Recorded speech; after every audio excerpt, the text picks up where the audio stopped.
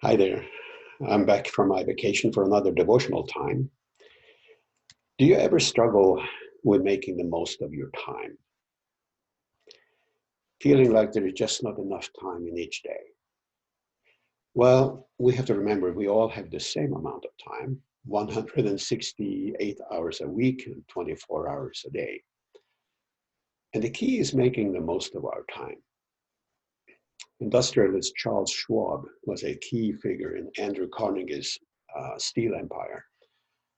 And frustrated with his inability to get everything done, Charles once reluctantly agreed to meet with a consultant named Ivy Lee, who was recommended to him by John D. Rockefeller. Schwab didn't really care much for consultants, but since Rockefeller recommended Lee so highly, he scheduled a meeting. And Lee's proposal was very simple. He told Schwab to make a list of the 6 most important things he could do the next day to further the overall health and function of US Steel. And at the end of the day, Schwab was to review the list, move anything that had not been finished the day before or that day to the top of next day's list, and then add enough items to make a total of 6 again. Within 15 minutes, the meeting was over. Lee told Schwab to follow this practice for 30 days and then send him a payment based on how much Schwab thought that the advice was worth. Well, after the month ended, Schwab sent Lee a check in the amount of $25,000, a staggering amount of money for 15 minutes of work, especially in the mid-20th century. You know, time management is a spiritual as well as a practical issue.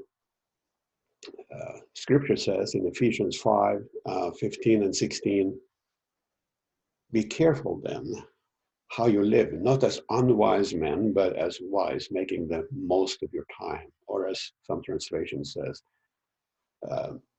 redeeming your time. So how do you do that? Think about the top 3 to 6 most important things you need to do. And this list will help you prioritize how you spend your time. And then as you approach each day, write down the first thing you need to do, commit to doing it, then go to the second thing, the second most important thing to do, and do it, and so forth.